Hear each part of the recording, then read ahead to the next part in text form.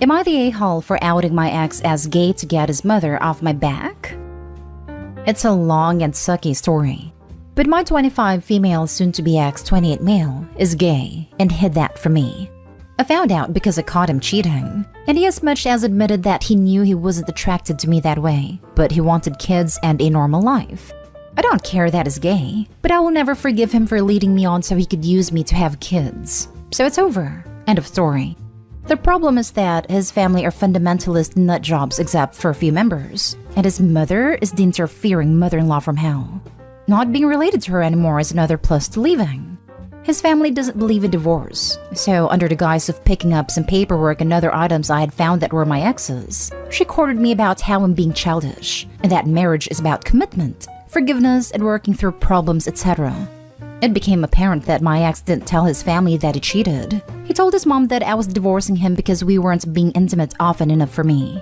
I tried to be patient and explained that he had cheated, and that's why. I wasn't going to go into greater detail because I know how his parents are, and it's none of their business.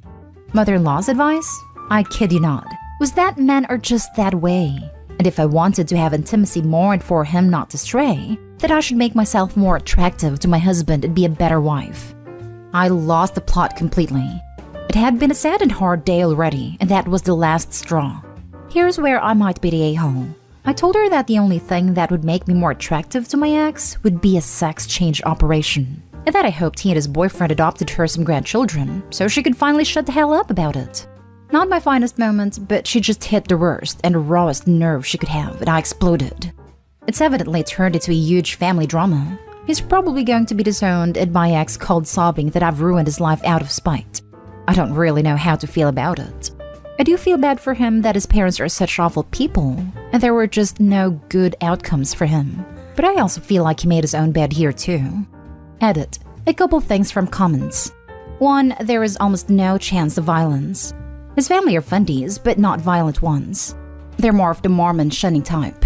One of his cousins came out and left the church, and after the initial protests, they all just stopped talking to him, and basically treated him as if he were dead until he was ready to repent or whatever. They're passive-aggressive, repressed, and weird as all get out, but the chances of anyone physically hurting him are extremely low. He's not financially dependent on them and has a more than decent job, so he can support himself easily if they kick him out. 2. He's known he was gay since before he met me, so this wasn't a new discovery or admission to himself.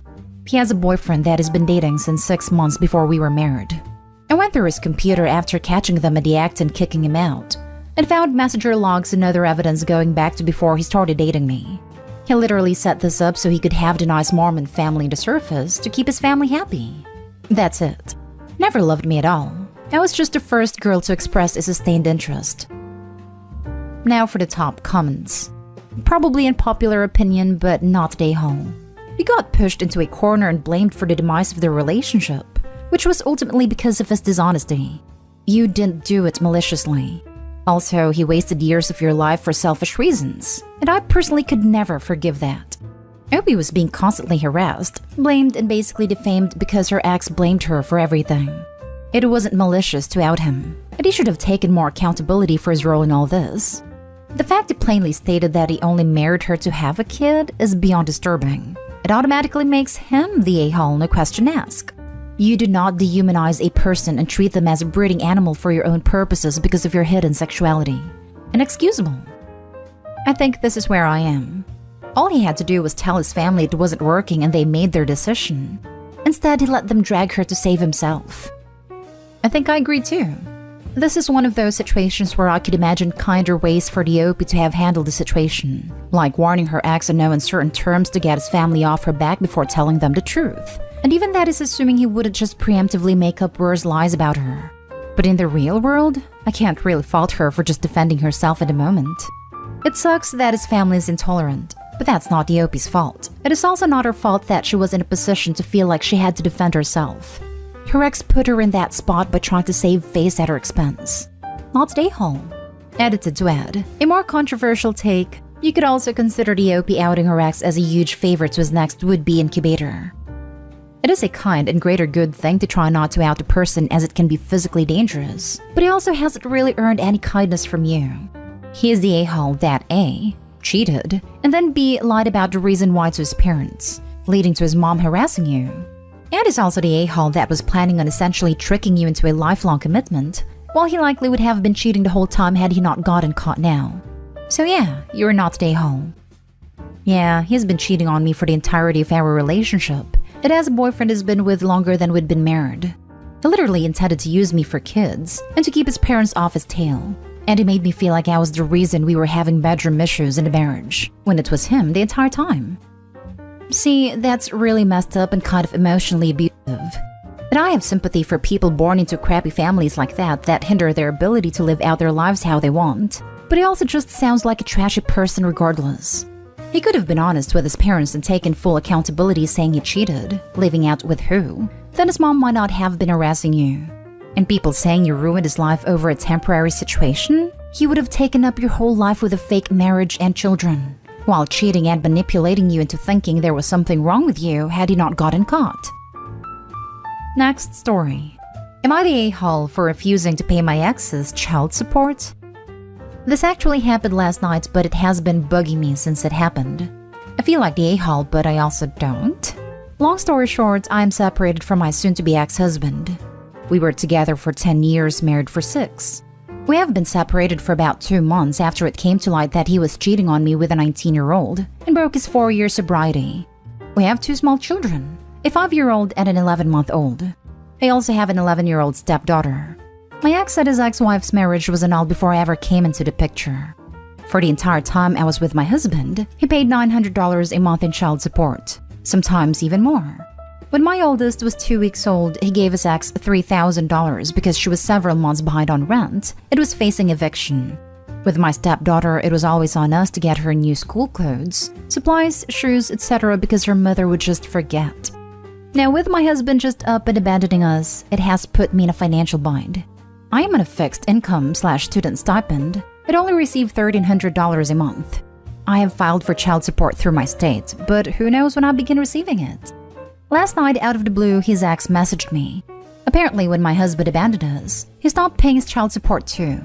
He has not paid for November, nor will probably pay for December either. His ex asked me to pay his back and current child support. She and her new partner have 1 child already, and she is expecting again. She told me how they were counting on that money to catch up on bills/take care of Christmas. I told her no, there is no way I can do that. I have my own 2 children to care for. I am barely surviving as it is. While my ex is still paying the mortgage, I am responsible for utilities and such.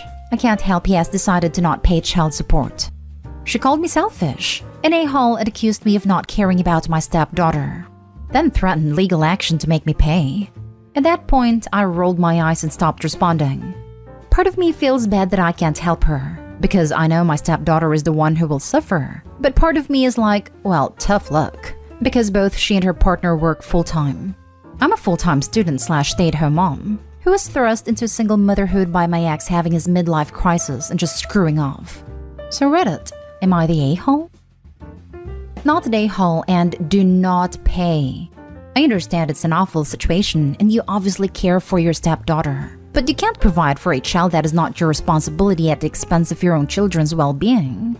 Your husband's ex is trying to play on your emotions to manipulate you into making a decision that will put your little ones at risk for not being provided for. Don't fall for it.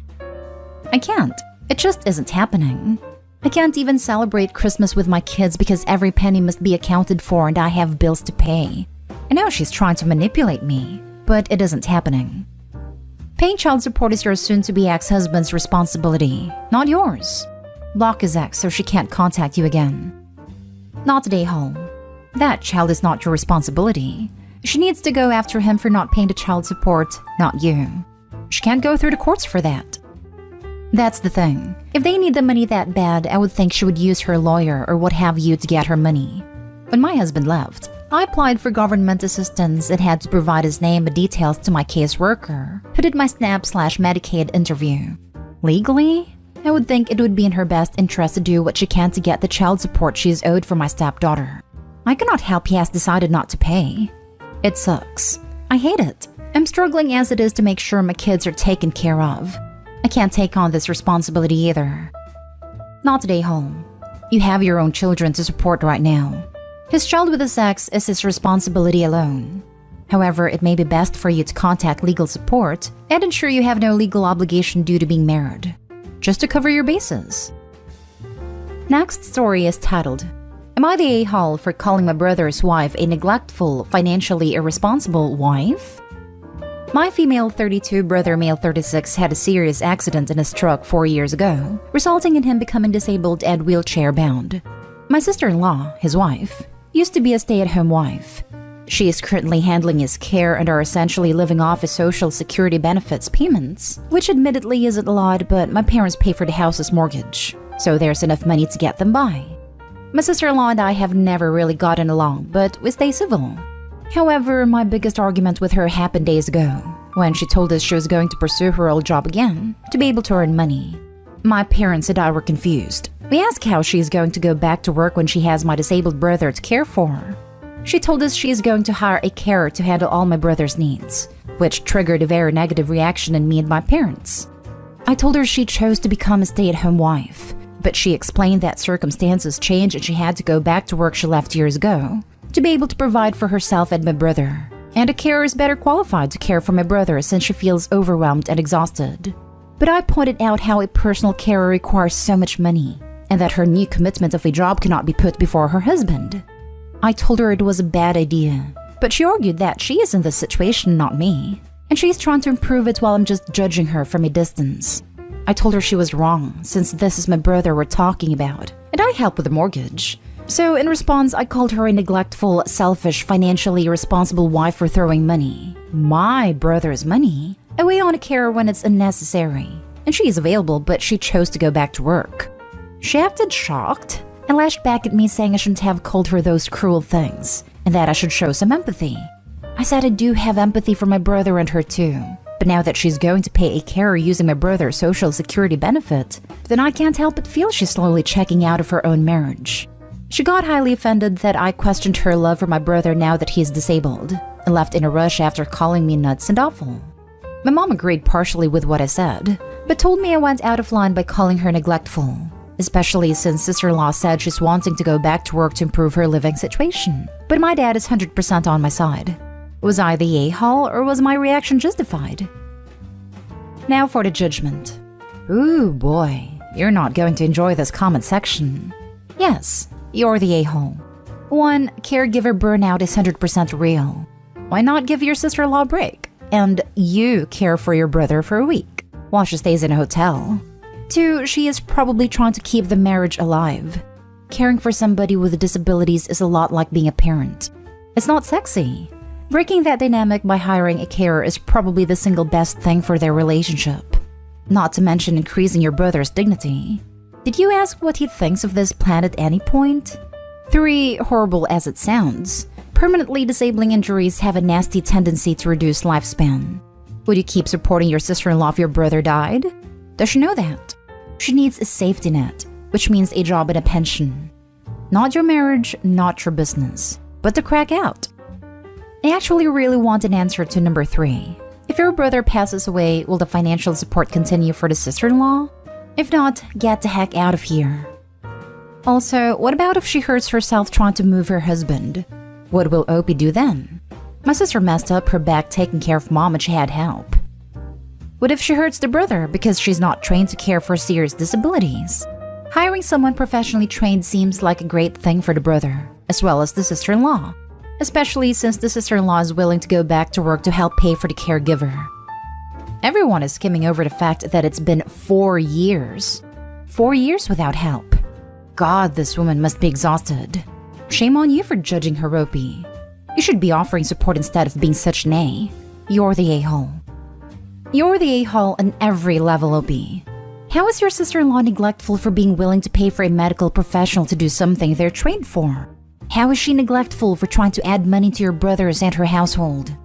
If you're so worried about them paying for your brother's care, I expect you or your mom to step up and take him in. Now for the last story.